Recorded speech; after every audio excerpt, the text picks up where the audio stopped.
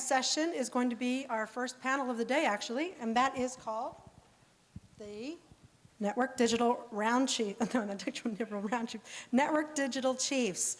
And so I'd like to introduce the moderator, Brian Seth-Hurst, CEO of the Opportunity Management Company, who knows everybody and everything about. You'll have to tell me how this works. Microphone? No. I know a microphone. Maybe not. And where you want us to sit. Okay, So I want you to sit around the table. Can you bring around the lights up, the please? table. Yes. We have Craig Engler, who is the SVP and General Manager of Syfy Digital. Hi, Craig. 2 on that, 3 on this. Well, wherever you like. It's just so amazing what happens when you throw off average behavior and you try and institute new user behavior. And we have Guhan Selvaratnam, who is the I'm SVP. sure you all know whereof I speak. And Evan Silverman, where are you? There you are. Wait, no, you're not all confronting me. Where were you? This is without prejudice. Do I get the money? So, no one knows without prejudice? Okay. Well, welcome, and this is an interesting kind of setup. Sort of gladiatorial, eh? So, okay, so we're honored today to have the Network Chiefs of Digital. And it's really interesting because you're all responsible in your roles for the digital aspect of broadcast networks. I just think one day everything will be digital and it'll all meld together, and I don't know how you feel about that. So I'd like to go down the line and have you introduce yourselves and say what your responsibilities are at the networks where you work, and then we're going to roll right into what I hope will be the present and future of digital. So first we have Craig Engler from Syfy. Hello, everyone. I'm very excited that there's a moon up there. It makes me feel right at home. Oh! So I, like Lisa, who's a colleague of mine, I oversee all the digital stuff for Syfy, and that goes from creating products to biz dev deals. And we also work with a lot of the show pitches that we get to sort of evaluate whether the pitches are good things for digital or not, and those are never the make or break deals, but it means that we're sort of in the arena reading all the scripts and seeing all the pilots for the network as well, which is really fun. And your Twitter handle? I actually tweet from @Syfy, SYFY, so. And he has a huge Yeah, following. you better hold on to your job And he's- forever. and he's very Yes, funny. I understand your fan interaction. You deal with fan disappointment on a regular basis. Yeah, you know, it's interesting. A lot of the fans are disappointed when we cancel a show, but 99.9% of my interactions are actually positive people wanting to know when shows are on, but it's the ones that complain that stand out. So it's like on Twitter, the squeaky wheel is the one that everyone, you would think following my feed that everybody is complaining, but it's actually totally the opposite. As opposed to A&E where everyone's tweeting as Mad Men characters. AMC, sorry. AMC. Ah! Actually, and just to call it to Craig, what's interesting about if you follow @Syfy is the classic, when you're training people in social media, like, it has to be a person behind the handle. And that's really, I can't remember how many followers you have a lot. And it's really because they know they're talking to Craig. And he gives them inside scoop, and et cetera. So I would love to do that if I was willing to dedicate the amount of time you dedicate But you to have it. Andy Cohen. Exactly. So anyway, what I used to say is I do everything content-wise on Bravo that's not on TV, but increasing that role is really changing because now it's really melding and that all storytelling is happening across all platforms. So I would say the jury's out what we do. I think the world is only expanding further. I think it's really interesting. I think in so many respects you are community managers at the very top of the scale. Evan. So Evan Silverman with A&E Networks in our digital media group. So A&E Networks, primary networks are History, Lifetime, A&E, and Biography. And then we have some smaller ones, H2, LMN. I oversee content production, design, social media, mobile, a lot of strategic planning. I don't oversee games. We have a separate games division. Go on. My name's Guhan Selvaratnam. I oversee our Discovery's consumer digital business for our Discovery networks, which includes Discovery, TLC, Animal Planet, ID, and several other networks. Pull your mic up close to your mouth, guys, when you speak, I think. So, originally when I had sort of prepared us for the panel, we were talking about, I was approaching this as head of digital. Your responsibility might be digital distribution. I'm just throwing that out there. Because you have so many efforts now in just straight linear content distribution. But when you're dealing, and we're not talking to Netflix today, and we're not talking to Hulu today, we're talking to the networks. And so what you really have is a huge responsibility. You know, I call this the ultimate revenge of the nerds, because ultimately you are responsible for managing the audience. Whereas the head of the network or the programming people at the network, they're programming broadcast. But you automatically enter the world of two-way. And each approach, I've noticed that each approach of each network is different. There are best practices, but each approach is different. And it tends to be based on the character of the audience. Just like Rebecca was talking about, the fans of the show are unique to the application. If we look at Syfy fans, let's start there. You know, I'm not a fanboy. I'm older than a fanboy, but I do get into Syfy. But there's a range of behavior within a digital environment, and I want to add the word interactive here because that's really what we're talking about. And what are the challenges? You are the face of Syfy Digital to the consumer. That is stepping out from behind a network screen and interacting with the audience. What are the pitfalls? What are the dangers? What have you learned? Because as Lisa says, the jury's still out on your job, so how is your job evolving daily? And I'm going to ask each of you that question. In terms of the Twitter presence specifically and being sort of the guy known as Craig Engler from Syfy, there's really not too many pitfalls. The biggest thing I have to do is, and I think Rebecca said this, is like not accidentally give stuff away and get fired, you know? Because I'll be like, oh, I'm on set and I'll tweet a picture of this actor. Oh, wait, we haven't announced that person's going to be guest starring in the role. You know, PR would kill me. There's very little downside. I think there's only upside. I think when you're talking to your passionate viewers, the thing that they want to know most is how can they help their shows. And so what I tell them is this is how you can help your shows. I often tweet out, hey, you know, we're airing a new episode of this tonight.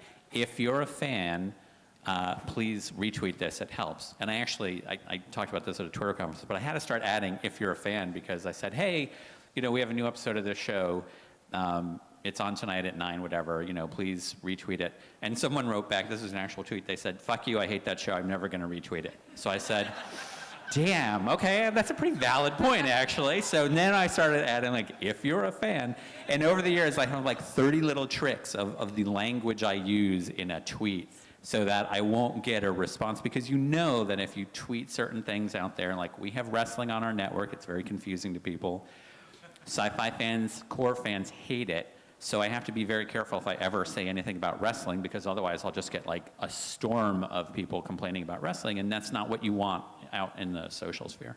So when you're dealing with fictional content or even non-fictional content, and I'm a storyteller, so I come from that world, and our experience is there are levels of conversation between the storyteller and the audience wants to get closer to the story, they want to insert, and there's a whole bunch of user-generated content that comes with that.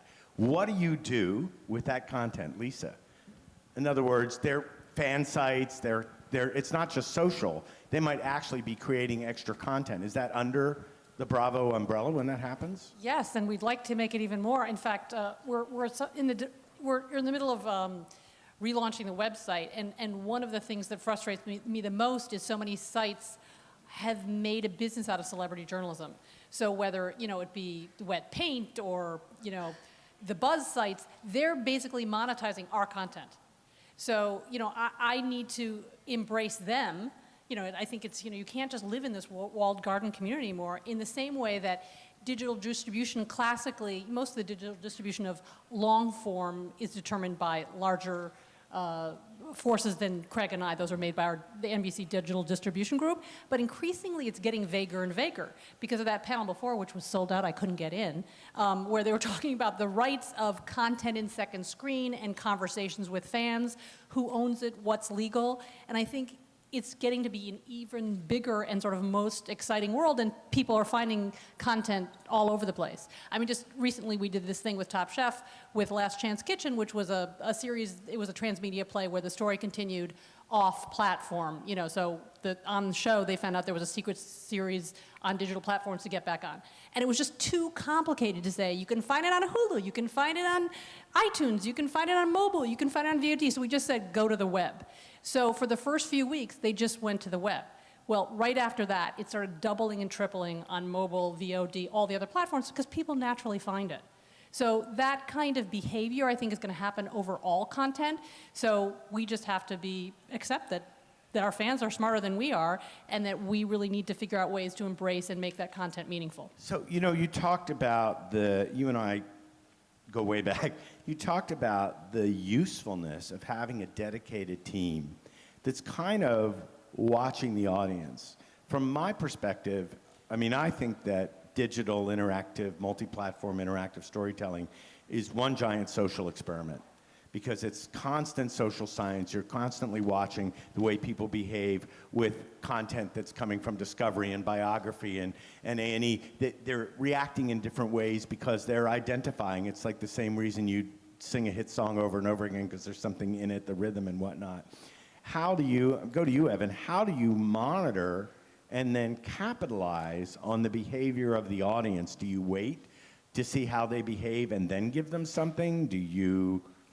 Yeah, so I think you need to be proactive about it. The reality is the barrier is actually a little bit low, and fans are so excited to sort of interact with the network or to interact with the show that if you sort of use it as a viewer relations tool at its core fundamental level, I think there's a great opportunity there. I think then the next step is you really need to sort of direct and curate the user-generated content. So you have to find the right show and what's the right angle. So for Project Runway, last year we did something called Fan Favorite, where we encouraged people to tweet their favorite designer, and the fans got to pick who their favorite designer was, and there was a $10,000 cash prize given to the designer. For history, for Hatfields and McCoys, we set up parameters where you tweeted whether you were hashtag Hatfield or hashtag McCoy. So we set up boundaries, and I think you have to sort of steer the social media conversation. If you just let it be the wild, wild west, I think it gets messy. I forgot your Twitter handle, please. At Lisa HSIA. At EMS NBA, it's a long story.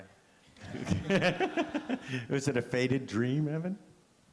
It's not Having worth, something it's not to do worth with getting basketball? into now. Okay. Guhan, in for your Twitter handle. It's at Guhan Selvaratnam. Okay. So every community has influencers. You have people within the digital interactive community that that rise to the top. They're more active. They might not necessarily be negative. I happen to have had some experience when Heroes was on the air, and the communication that went back between the top Heroes influencer and actually Tim Kring. So how do you interact with those influencers? How do you maintain that relationship? Because, as Evan just said, you sort of have to guide the communication. I would think that there is a trickle-down thing that happens from the influencer down to the rest of the community.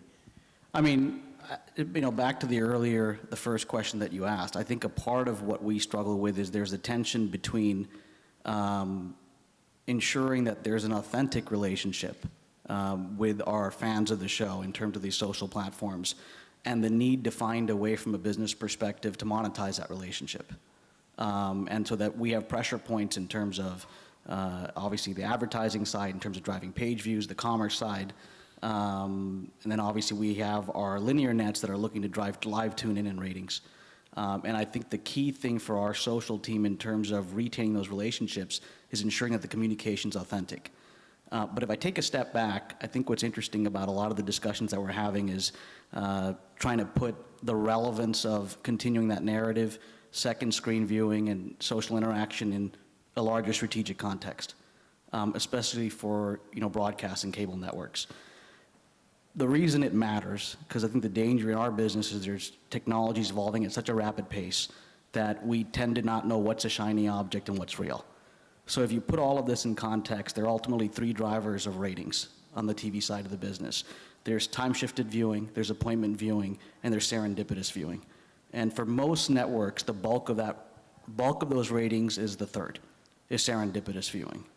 And I think the reason why these second screens matter and our social footprint matters is because increasingly you're seeing either directly or indirectly an evolution in terms of consumer behavior, which is replacing or having an alternative to what is the archaic EPG, which really drives that third piece, serendipitous viewing.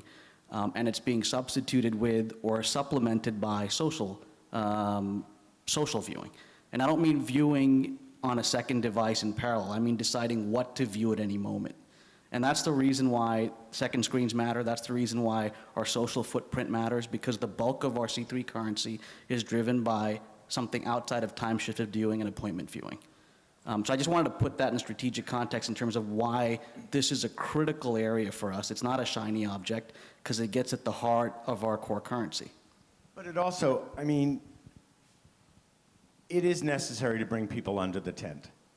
So whether you want to draw them to the show, I mean, just the social influence, first of all, we could talk about millennial behavior from now till kingdom come, about the way they share and the way they act with content and how rapidly it happens and how fast they can kill a show or make a show success. But the activity of the audience, so serendipitous viewing, and you know, we're now talking, I mean, if you don't know, watch this. How many have heard of TV Anywhere? It's actually TV everywhere. So TV everywhere, TV anywhere, TV everywhere. The point is you want what you want when you can get it. And what you're really talking about is discovery. Absolutely. So discovery is the fact that you can spend, I'm not going to slam a parent company, but you can spend millions and millions and millions of dollars on on-air promotion, which is still the most medium, and have a show fail. Or you can spend millions of dollars on social media in the beginning and have a show fail. So the first thing, of course, the first rule is you've got to have a good show. You've got to have a good story. Once you have that good story, that it just sort of, there's something that hits a chord. So serendipitous viewing and discovery, it's one thing to flip through the new EPG. It's another thing to go after the audience because you know their behavior. So I think a great example is years ago when Ink was on, the first Ink tattoo show was on. They went to the tattoo community 6 months before the show even aired. And so they all knew about it and they all showed up. So maybe it's not just throwing a show on the air, maybe it's seeding. Does that? Yeah, I just would like to echo a little bit what Guhan was saying about discovery. I think the EPGs for the MVPDs are radically going to change soon. You've got products out there that are coming, like Zbox, that are really putting an emphasis on your graph of friends and also sort of your graph of celebrities and talent. And so this issue of discovery is an important one, and I think it's why we spend so much time on sort of increasing our social media footprint, because the social media footprint is going to be the inputs into these new EPGs, and I'm sort of defining it in a broader way than just the way we think of EPGs now. So that's why it's important for us as content owners to be prominent in that space and to tap into that third level of viewing when people are just trying to, they don't know what they want to watch, but they're scanning. Can I answer to your question about the seating? We're sort of working on this because the traditional promo way of grabbing viewers doesn't work because people are DVRing through the promos. And so what Bravo used to do is we would promote what was on next, but people are feeding through it or watch it tomorrow night and people were zooming through it.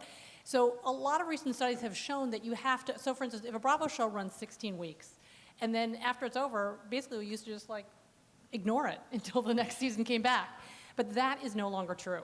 So you really have to drive the conversation year-round. So if you watch Jersey Shore, for instance, I can't remember was this one in the last season, Paulie or one of the main characters got in a huge fight like 2 months before.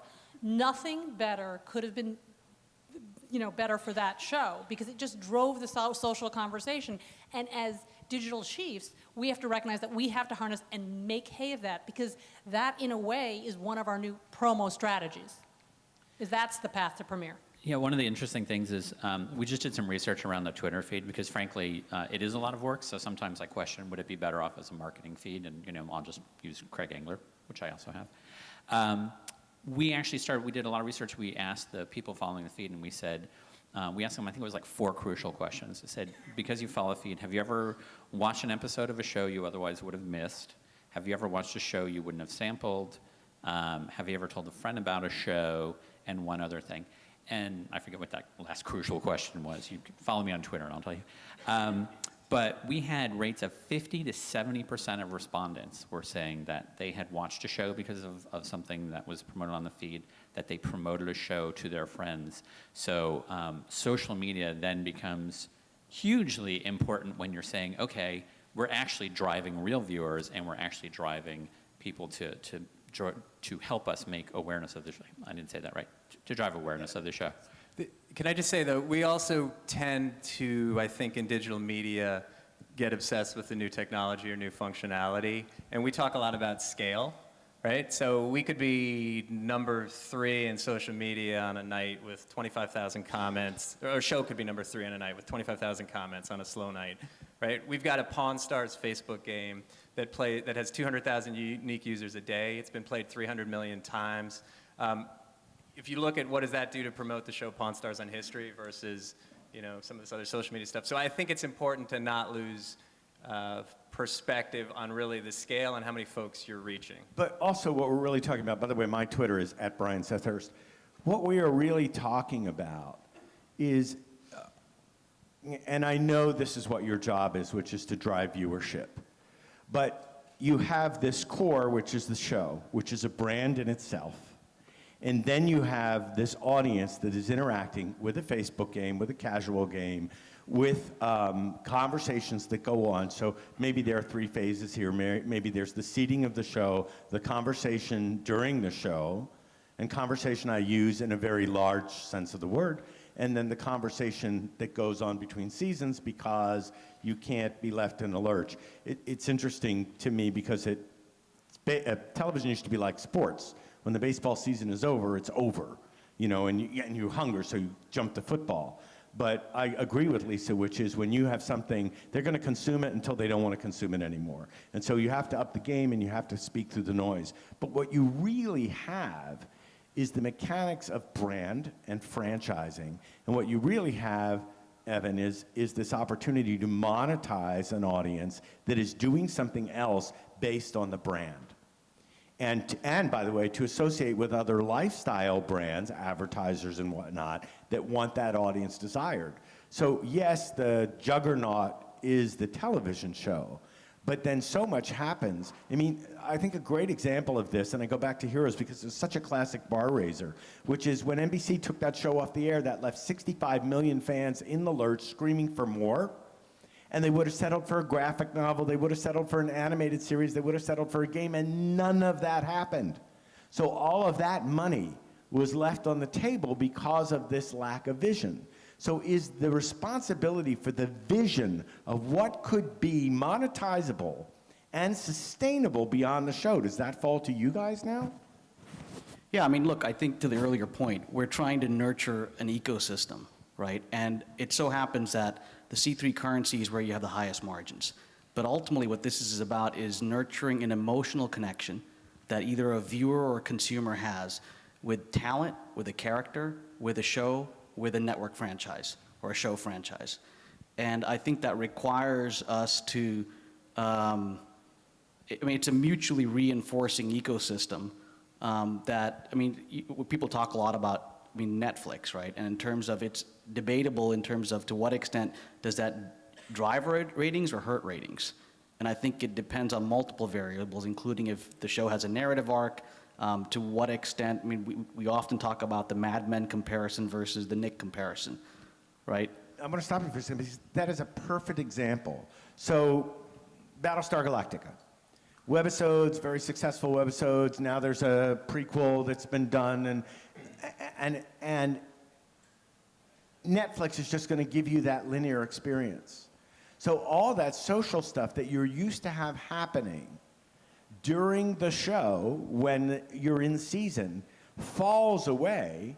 And Rebecca, and just so we believe, my company, we believe in an all-in-one app. We call it a wrap app, all-in-one, where all that stuff is now combined with the DVD in an electronic sell-through application. But when you're watching something on Netflix, all the social stuff that would happen isn't going to happen. Even though it's delivered through IP, there is no layering in of an interactive or social experience on top of library content, which also gives it life. So I just wanted to... Right, so then the counterpoint to that, which is a completely fair point, is everyone remembers VH1's pop-up videos. That wasn't live, right? And what we're doing is we're putting out some of our rerun shows on something called social reloads. So when it actually reruns, we've integrated the real-time feed in terms of social interaction, and we're seeing a lift in ratings. So I think there's huge value in terms of live viewing, but ultimately, there is a viewer that wants to know what are people buzzing about when the show is live. So, fair Yeah, point. And I mean, I think there's also something is that there's no all-in-one solution, right? Different people talk about different shows in different ways. What we found about with Battlestar Galactica is when the show was on, nobody wanted to be bothered with anything other than watching the show, right? That was the nature of Battlestar. When we have a competition reality show like Face Off, which is one of the hottest shows on our network right now, because of the nature of the show, people love to talk about the show while it's on. They love to comment on the show is sort of like Project Runway, but for special effects makeup. So when you have a designer come on and he's showing you his version of the whatever alien or the horror creature that he's creating, people love to talk about it. But if that were a drama, people talk about it on commercials, you know. And Right, and I think that is the part of you that needs to be social scientists and anthropologists, because you have to watch how that audience is behaving. And yes, it is particular to every show. But when you start to think, I mean, I'm sitting here now and I'm thinking, oh my gosh, you know, in the future, your jobs are becoming progressively more valuable and more important. Because tell our bosses that. Well, I think you'd all be in agreement, because who is going to manage the flow of the audience? Ultimately, you are managing, driving them from one platform to the other. If you took Battlestar Galactica, and I'm just saying, say it's been around so long, and it has, that it has its own mythology. There are fans that know that mythology. There's a whole fan fiction community that exists in Battlestar Galactica that could be monetized. There are just... It depends. If the creators of Battlestar Galactica start to take the fiction of the fan writers that are really, really good, and mind you, oh hell, 50 Shades of Grey was fan fiction. 50 Shades of Grey was fan fiction based on Twilight. It came from Twilight. But if you turn around and you sanction the writers of fan fiction, you officially sanction them, suddenly you have now franchised something that you can sanction, make money off of, and share the revenue. But that's too scary for the networks. I have to disagree with you, though, on that one, because there's a very limited amount of people who want to read fan fiction. Sure, 50 Shades of Grey, but it's not like there's thousands of fan fiction things. Maybe I presented that. Maybe I didn't present that well enough, because there are some really excellent fan fiction writers that don't deal in slash fiction and don't deal in alternate universe, that actually can sustain... Slash fiction, we're in a dark area now, everybody. Does everybody know what slash fiction is? If you don't know, don't read it. Mike Manello was laughing. Slash fiction is when you pair two people of the same sex. Actually, you know what? Go Google... Kirk/Spock, just enjoy yourself. But go Google the monster at the end of the book for Supernatural, and that episode will tell you all you need to know about fan fiction and the fans and how active they can be. But the idea of being able to sustain a franchise through the fans and monetize that's revolutionary thinking. And I'm just saying that your job, I think, in the future, and listen, you all sat over there, so you set this up to be confrontational. I think that you're... Here, let's go on. Well, I got the NBC folks. What does that say about you people? But now it's you guys, 3-2. I think the idea of you being this innovative, that innovation will fall to you within reason, of course, because you still have to make money. Can I make a point? Yes, please do. I think one of the challenges, that's all sounds well and good, but one of the challenges, I don't know if you guys face the same thing, is that digital is high touch and requires a certain amount of manpower. So my department is the biggest department at Bravo, and it just, well, maybe it isn't if you put it, but at any rate, it's a lot of work to do those things. What? Well, no, I think maybe, Marketing. whatever. I guess if you broke up marketing into different categories. But at any rate, just to do the stream of something following, or to do a big marketing initiative, any one of those things or social. It requires a fair amount of high touch. Maybe we're just not being efficient enough about it, but I think that's one of the challenges we face going forward, that it's not like an automated thing. To do it well takes a lot of bodies. I would completely agree, but it's also one of the reasons that we as content owners have an advantage. There's a lot of sort of great second screen functionality and apps out there, and they're trying to automate these experiences for every show on television. And the reality is, if you make an analogy to 10 years ago, there's a reason people go to the official show site on Bravo, for example, and they don't really go to it on Yahoo or on MSN on a portal. I'm not picking on those guys, but because it's a curated experience that we as content owners spend a lot of time on. We have access to a lot of content that other folks don't.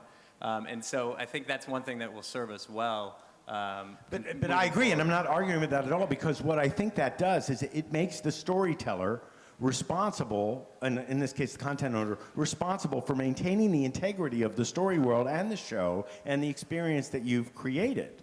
But increasingly, when you've got a hit on your hands, you've got an audience that just goes wild. And yes, they'll come to you, but Yeah, no, there's an expectation there, and it's a lot more work for all of us, and it's something we struggle with. We're huge companies, and we generate a lot of revenue, but it's a lot of work to provide the experiences 365 days a year that people expect around a show. But the revenue isn't as big as the linear revenue. So then you run into that problem. Well, like, why you have so many people, but the revenue isn't at the same level? So it's challenging. How do you? Can I actually Yeah. jump in? And Lisa actually said this before, and then Battlestar is a good example, and I'm sure you guys have shows that are good examples. And by the way, hi, other side of the room now that I moved over here.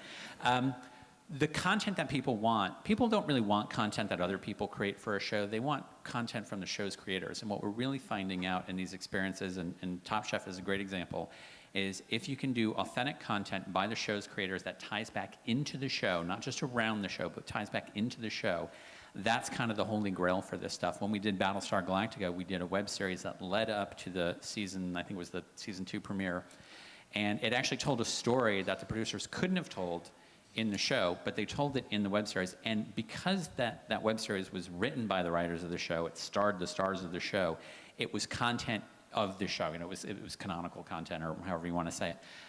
Had we done that with fan fiction, I mean, I think it would be like 1/50th of the Right, but I potential. think, you know, not to, I know. not to Let's on get that. rid of fan fiction. Yeah. So I'm actually talking about a higher level, but I want to get back to the value of the audience member. So each of these people that are interacting, how do you, because obviously you have to measure your success. Now I know that Trender, there's all sorts of new technologies that are trying to get sentiment index and catalog conversations, but how do you go back and measure the value of an interactive audience member to make it worth your while? How do you measure your success so that you continue to get the budgets you need to support your digital efforts? The analytics aren't there yet, and I won't use this example again, but just because it's a good example, for the Top Chef Transmedia, we did the most comprehensive ROI research study we've ever done. And it resulted with 8 million streams across, many platforms in addition to the analog rating. And so what we wanted to test was, how do people transfer from on-air to platform, and how do they move from platform to platform? And you can't go to one or two places. So just to do the basic cross-platform ROI analysis took 7 research vendors. And word of mouth and all, so it took 7 research vendors, and it's still not really complete. It's a little bit, cobbled together with, usability testing of a few people versus a metric, because there is no analytical platform to give that to you. So on a basic study of it was a very successful web series, it took 7 research, and you can't. I mean, thank goodness for Toyota, which was supporting it, but normally you wouldn't be able to pay for that kind of research. We're back to, remember John Wanamaker said 50% of my advertising dollars are at work, I just don't know which 50%. So are you spitting in the wind? No, I mean, I think we should probably put this in context again. I mean, the pressure that we're under is pricing parity, right? So we have video online. Let's put video online long-form consumption. At the end of the day, everyone in this room we're anomalies. The extent to which we consume online video in long-form format, let's put it in perspective. It's an anomaly, right? Your average consumer on a monthly basis consumes about 150 hours in that 10-foot experience. 4 hours purely on online, 4 hours on a mobile device. So we should put online video in consumption in proper context, right? The second issue, or the business issue that we're all facing, and a lot of it ties to the way the agencies buy, is pricing parity issue, which is around the fact that somehow digital CPMs for video should be more in line with on-air CPMs. The reality is, if we go there, in my personal view, we're not fully taking advantage of what an IP platform enables in terms of addressability of content, addressability of advertising. The reality is, in traditional TV, is we have no idea who's watching what, right? The second thing is, generally speaking, what you have in an online or IP-delivered environment is you don't have clutter, right, in terms of advertising clutter.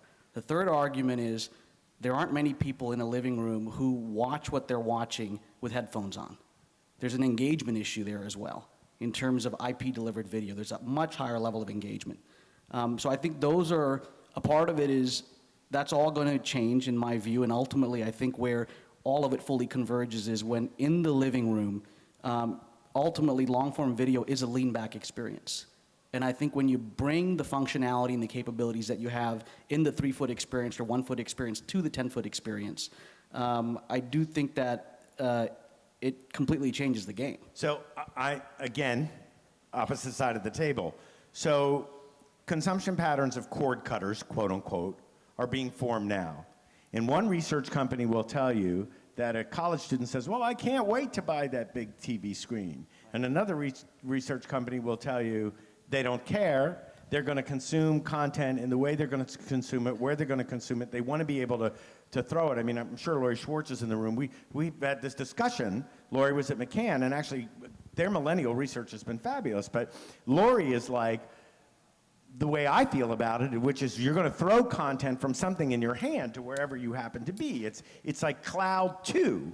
So how does that change the 10-foot experience when and as a television producer, you look and you go, oh my God, I paid the cinematographer a fortune just to get the effect that I wanted, especially now they're looking at it here. But there is, historically speaking, we are due for yet another disruption. Absolutely. And it could be tomorrow, it could be around the corner, and I actually took the Facebook IPO as a sign that disruption is on its way. Everyone talks about disruption, and there is going to be change. But nobody does anything about it. But hold on. But right, everyone says, right, what the best killer app, it's a television. 150 hours a month, 5 hours a day, right? Of course there's going to be change in the business models, but it's very easy for us to sit around here and say like, oh, TV's going, the way of No, I newspaper. didn't say that. Did not say that. What I said is, look, I think that there is a balance of media consumption, of the way people consume media. It is now a lifestyle proposition. I will tell you, I live in 2 different places. The way I watch television in one home is completely not the way I watch it in another. Where I get sports programming has nothing to do. It happens to do where I am. It's a live thing. We completely agree, and a large part of our jobs are delivering our brands and our content to users wherever they want it. But I just would caution, again, we're in a little bit of an echo chamber here sometimes when we talk about how the television industry is going to change tomorrow and all hell's going to break loose. Like, we need to... Well, the other thing I sort of... I agree with you, but the other thing is people say, oh, the TV model isn't changing. I'm like, where the hell have you been? Look at TV 5 years ago and look at TV now. I mean, I can get TV on places like, I didn't even know I can get TV on some things that I can get it on now. And, 5 years from now, and it's like, is it disruption or is it just evolution? I don't know. I think it's just more evolution. It's an evolution. The age of your average viewer for cable is getting older. Right, so part of the reason Discovery acquired Revision 3 is to reach that younger demo. And ultimately, you do have increasing fragmentation. This is what we're going through and what we're going to see in the near future, if not already, is analogous to what we saw 30 years ago with cable, where there were 3 networks, 100% penetration. Cable came along and said, we're going to offer niche programming, and we're actually going to charge you money for it, and people thought it was funny. And here's where we are today, right? And the same thing is going to happen with IPTV, but I do agree that it is an evolution. I do think branded environments and brands matter increasingly in a fragmented environment because there is a promise there behind that brand in terms of quality.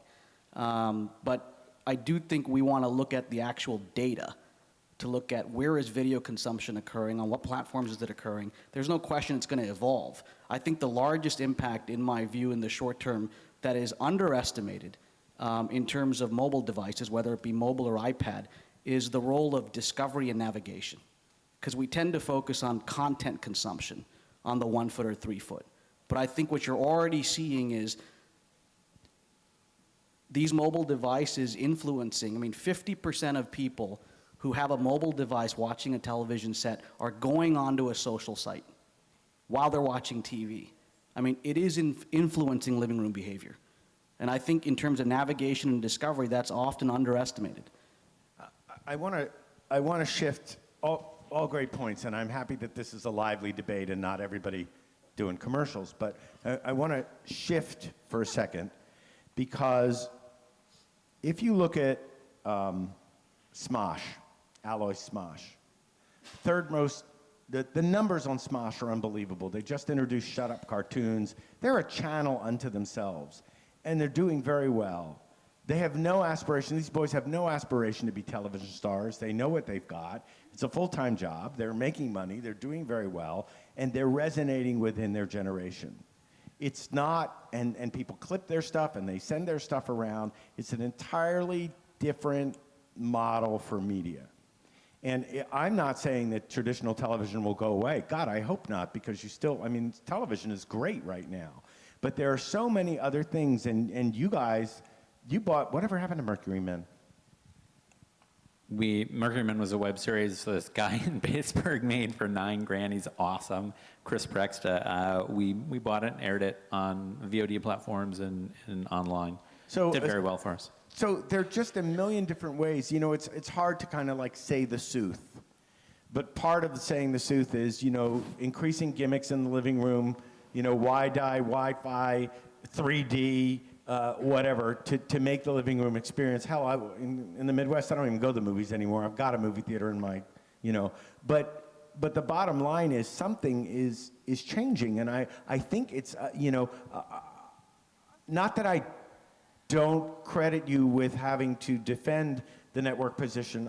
I'm not attacking it. I'm saying something else is coming along. There are behaviors and lifestyle behaviors that I think, if I'm right, falls to you in your positions to be able to assess,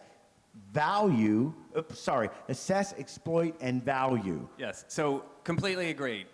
Everyone in this room is going to agree with that, right? We are competing for the attention of consumers, and there are a lot more things out there that we have to compete against, right? Gaming, for example. So what do we do as a result? We have 3 Facebook games in the market: Pawn Stars, Storage Wars, Top Shot. We just released an iOS game for... Excuse me? Did you say Top Chef? Top Shot. Oh, Top Shot. Top Chef, too. Top Chef, that's fighting words over there. You have had the Kool-Aid. We released an iOS game for Swamp People, you know, and all of the things I just mentioned are freemium. So you get in for free, and then there's an upsell in it, whether it's through Facebook credits or through the iTunes platform. So yeah, we're playing in these spaces. We have to create additional content in order to win, you know, the eyeballs of all these folks who are looking at television, but they're playing games, they're on social media, et cetera. Do you feel that, since we have a Real Housewives games launching on Monday, so out of curiosity, do you feel that the How do you audience play in your that? Facebook games, did we send you an invite? Does it cross over to the TV show? Are you getting new users based on As gaming? much as I'd like to prove causality, you can't. But if 200,000 people a day are playing the Pawn Stars game, if 100,000 people are playing the Storage Wars game, right? Those are numbers that are incredibly significant. 300 million over the life of the Pawn Stars game.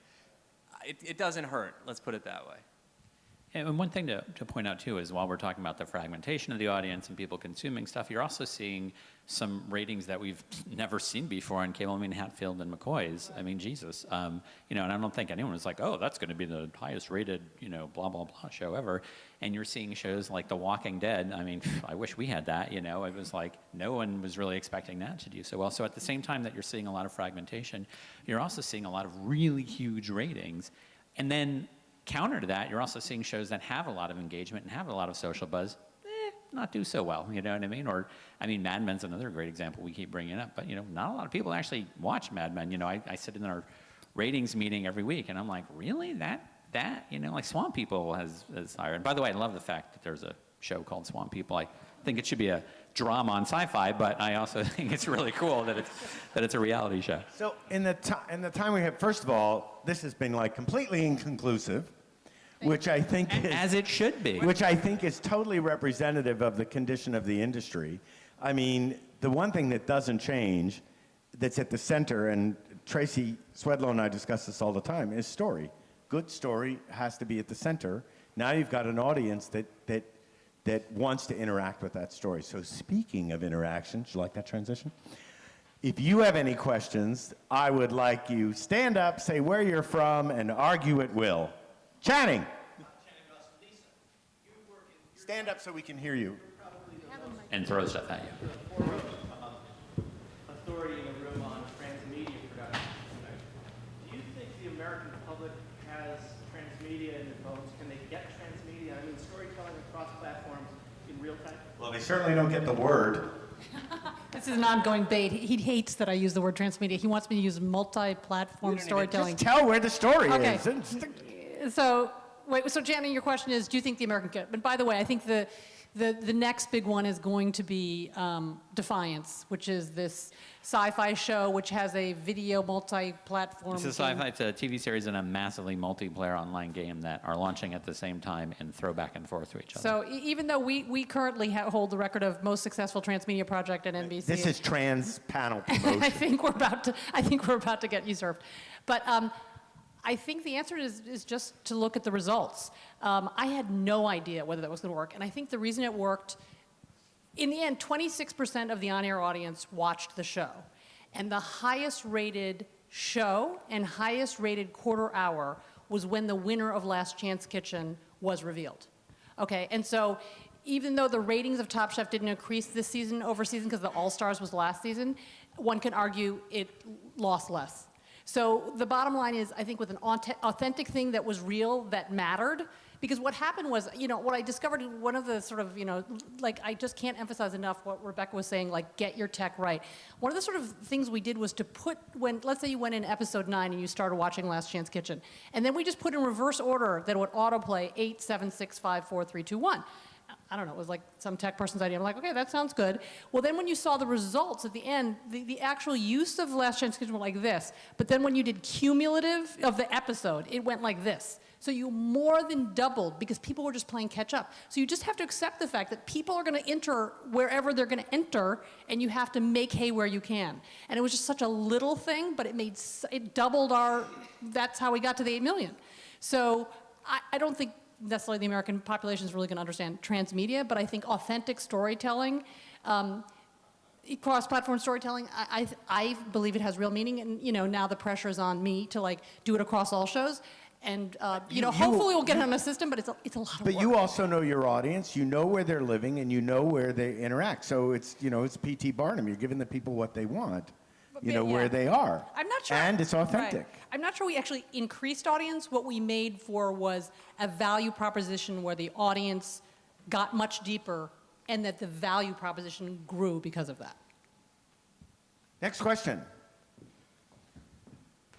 Right here.